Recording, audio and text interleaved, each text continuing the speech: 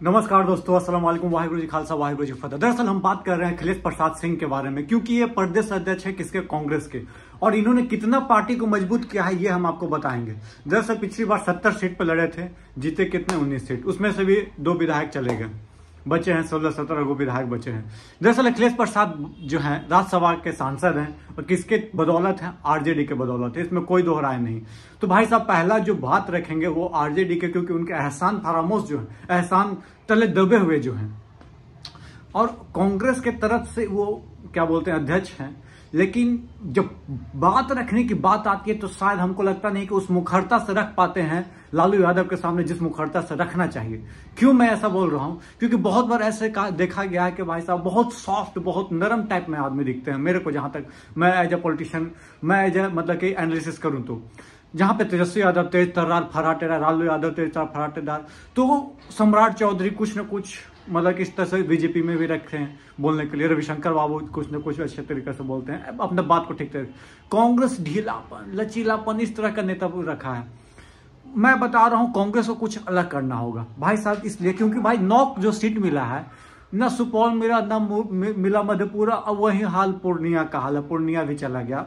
अब जीतते क्या बोलते हैं पप्पू यादव, या हारती आने वाला समय बताता। बीमा भारती जो 4-5 बार से विधायक रही है, वो भी आने वाला समय बताएगा कि जीतेंगे कि हारेंगे।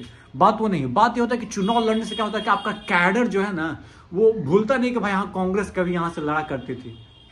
आप रात को 10:30 बजे पप्पू यादव का मुलाकात हुआ है लालू यादव से, उन्होंने हाथ जोड़ा, पैर जोड़ा, उसके बाद वो जाके कांग्रेस में विलय कर ली। अब क्या रहा है, ना रहे, न घर के न घाट के रह गए पप्पू यादव जी।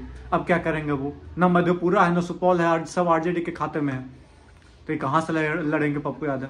आई थिंक अब लड़ेंगे भी कि नहीं लड़ेंगे पता नहीं, उम्मीद तो कम है। लेकिन मेरे को इसलिए लगता है क्योंकि भाई साहब अखिलेश प्रसाद जी है, जब पप्पू यादव का क्या बोलते हैं कांग्रेस में विलय हो रहा था तो वो वहां पे प्रेजेंट नहीं, तो कहा जा रहा था कि वो नाराज भी हैं। हो सकता है कि नाराज होंगे, उसमें कोई बहुत बड़ी चीज नहीं, कोई किसी के आने से नाराज हो सकता है, क्योंकि आई थिंक अब सेंटर पावर कांग्रेस को चेंज करना होगा। यदि बिहार में कांग्रेस को यदि अलग मुकाम हासिल करना है तो आपको पप्पू यादव को अपनी पार्टी में रखा है, बहुत अच्छा, कन्हैया कुमार को पार्टी में रखा, बहुत अच्छा, तो इनका उपयोग कब करोगे। एक तेज तर्रार नेता है, एक का पकड़ ही अच्छा खासा है, तो इनका यूटिलाइजेशन कब करोगे। तारिक अनवर आपके पास है, बड़े अच्छे नेता हैं, तो भी आप मतलब कि आप बैकफुट पे हो, कुछ तो दिक्कत होगा तब तो। आप फ्रंट फुट पे कभी नहीं खेल पाते हो, और यही नतीजा है कि आप लास्ट 30 साल से मैदान से बाहर हो, कुछ भी नहीं। 10, 20, 25 सीट आ रहा है आपका, और वर्चस्व खत्म हो गया। 1 सीट कभी लोकसभा में जीतते हो, कभी 2 सीट जीतते हो, ये कहाँ तक है।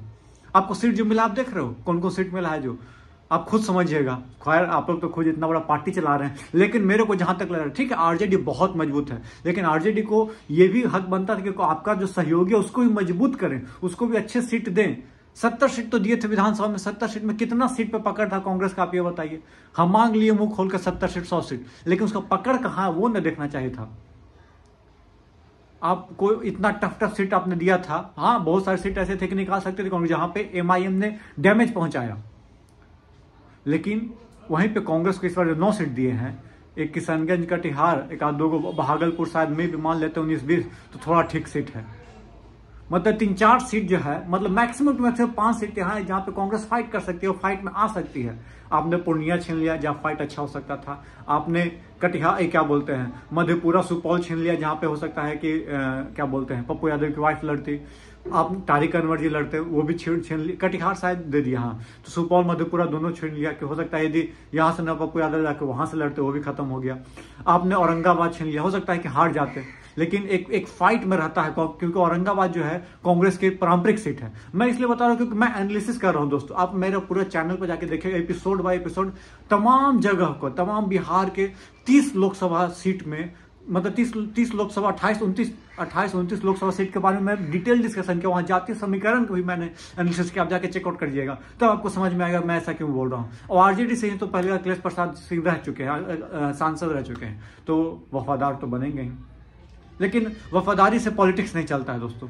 पॉलिटिक्स में आपको कड़े कदम और सख्त कदम उठाना पड़ता है। आपको बिहार में कन्हैया कुमार को भेजना पड़ेगा।